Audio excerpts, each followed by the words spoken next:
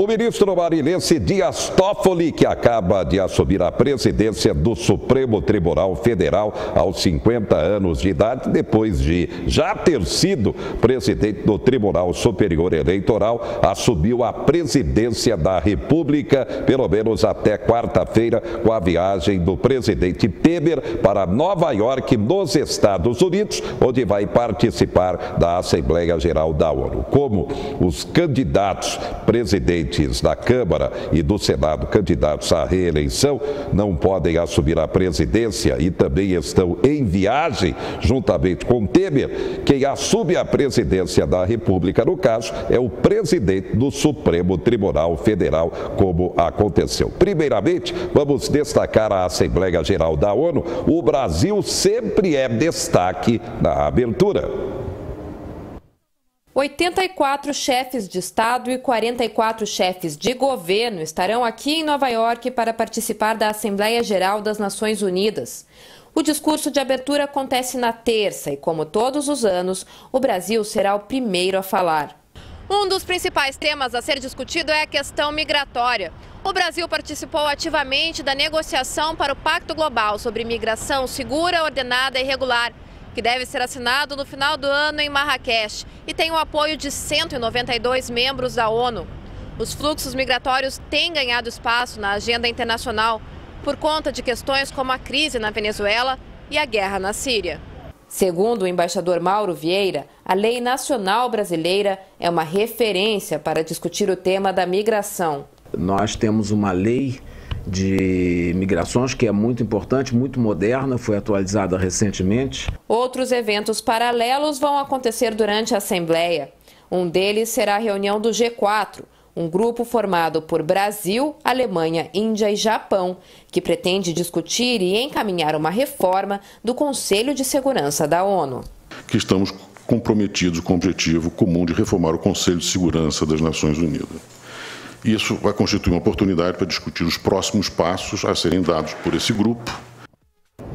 Pois é, antes de embarcar para os Estados Unidos, para participar então da abertura da Assembleia Geral da ONU, Temer, portanto, passou a presidência da República interinamente para o ministro Dias Toffoli, presidente do Supremo Tribunal Federal. Ainda foi na base aérea de Brasília no final da noite deste domingo. A gente tem o vídeo aí, o vídeo em que Temer passa a presidência da República para o ministro Dias Toffoli. Temos o vídeo? Dá 12 segundos. Aí.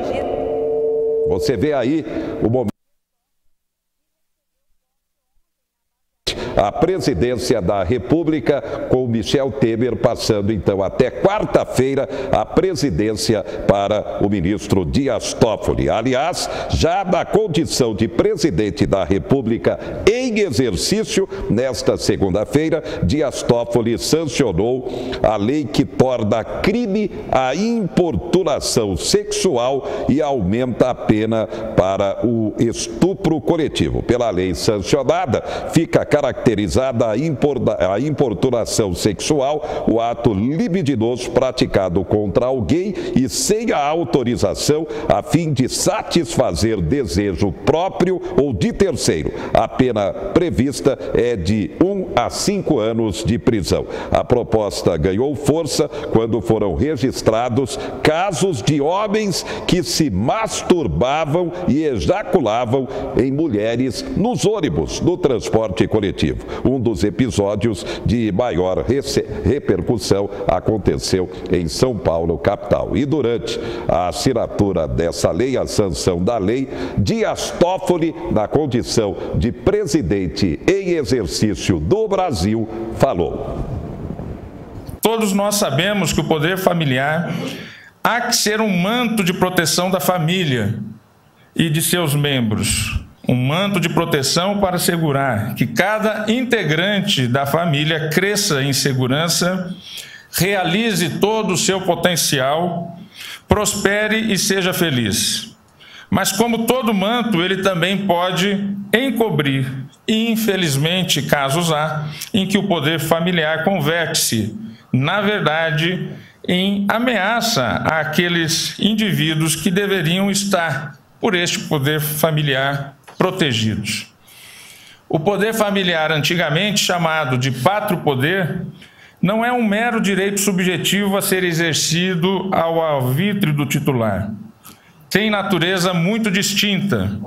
É uma autoridade a ser exercida não em benefício do detentor, do seu titular, mas em razão de um interesse maior, o bem-estar dos filhos e da família, que são sujeitos de direito. São sujeitos de direito. O poder familiar é muito menos um direito do que uma responsabilidade. É muito menos uma liberalidade do que um encargo. É muito menos uma escolha do que uma missão.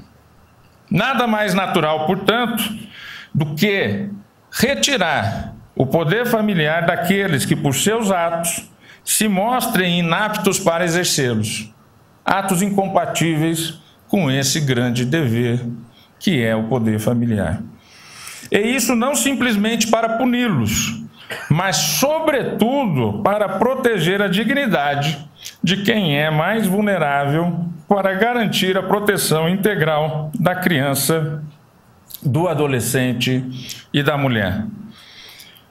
O segundo ato normativo que hoje sancionamos pretende tornar mais robusta a proteção da mulher, proteção da imagem, da integridade física e psíquica, enfim, da dignidade da mulher. Com a nova lei de autoria da senadora Vanessa Graziotin, passam a ser crimes, por exemplo, a importunação sexual e a divulgação de fotos sem o devido consentimento. Aumentam-se ainda as hipóteses de ação penal incondicionada e as penas para estupro coletivo. Esses são inegáveis avanços e necessários avanços legislativos na proteção da mulher. Corrige lacunas hoje na tipificação criminal extremamente importantes para o aprimoramento da nossa legislação. Dou apenas 2 exemplos. Primeiro, a proteção da imagem. Precisamos que nossas leis penais acompanhem o avanço da tecnologia e da comunicação. Vivemos uma era em que reputações são arrasadas ao mero clique do botão de um celular. Em segundos, dezenas, centenas, milhares e muitas vezes até milhões de pessoas recebem uma fotografia, um vídeo, uma mensagem que escancara a intimidade de uma pessoa. Precisamos de meios para reagir a isso.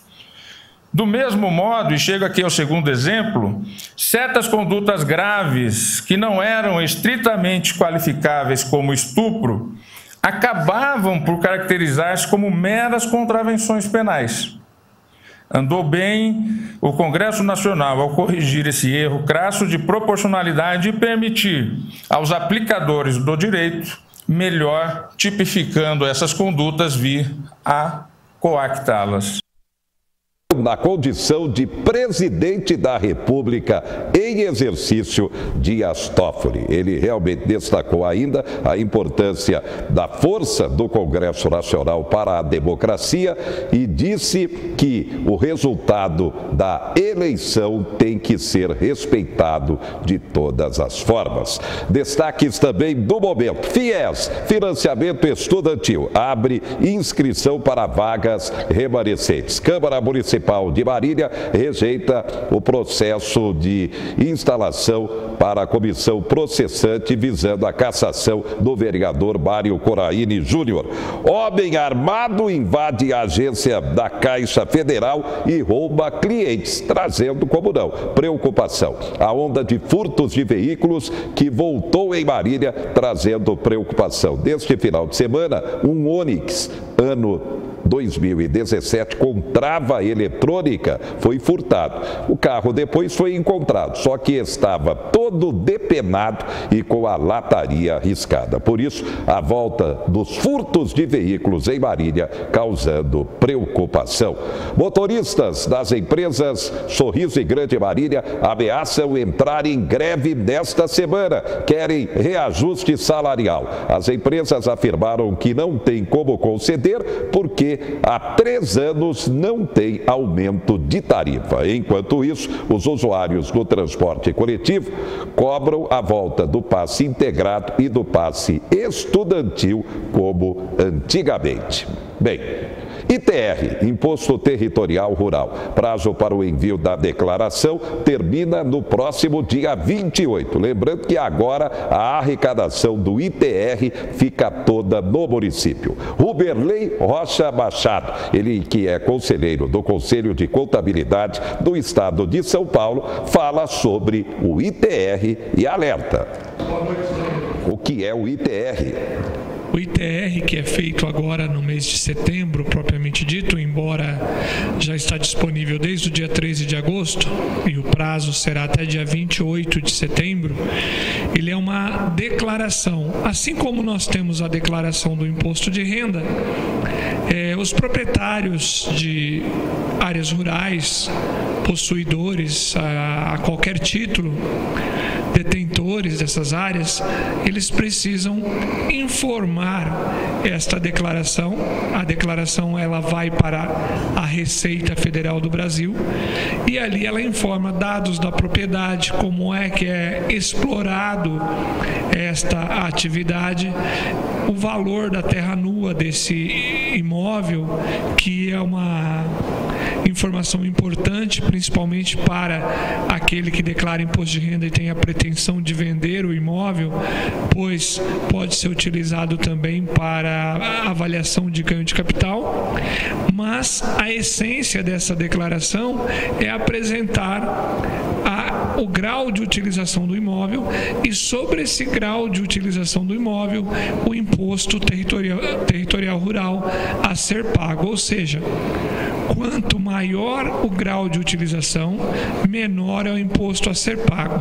E é importante frisar que esse imposto ele também está ligado a cada área em que a propriedade está localizada.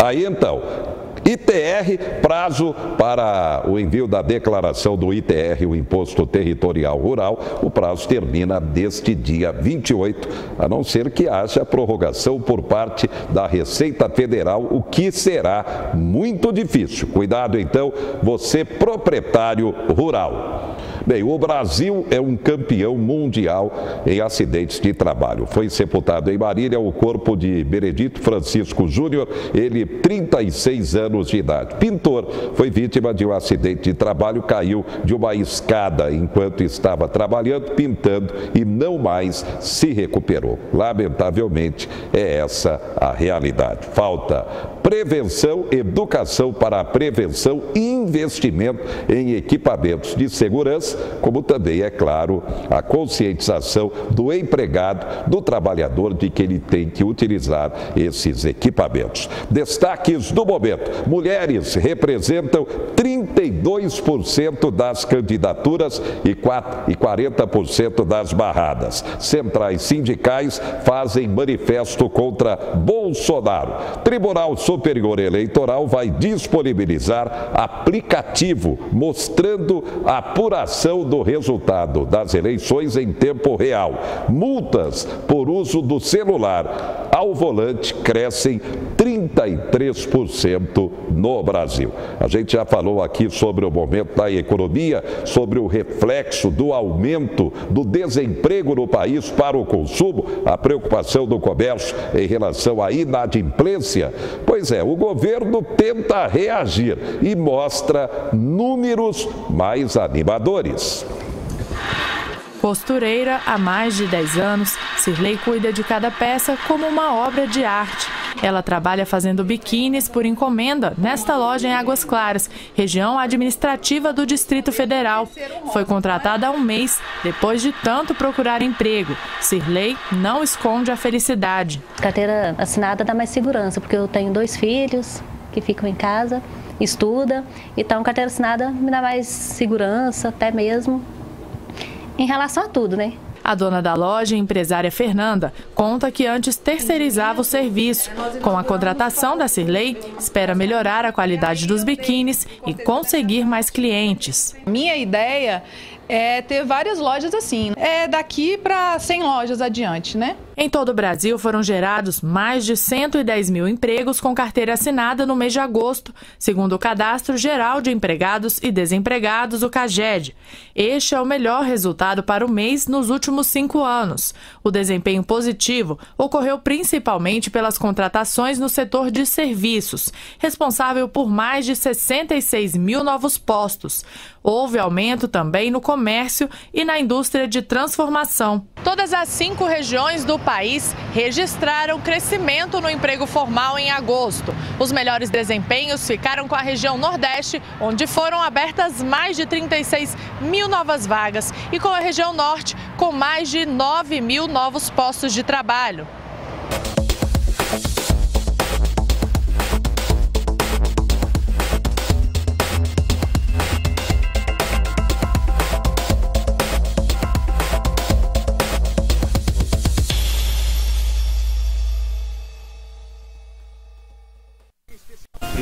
Quatro Notícias. Oferecimento Unimar, Universidade de Marília.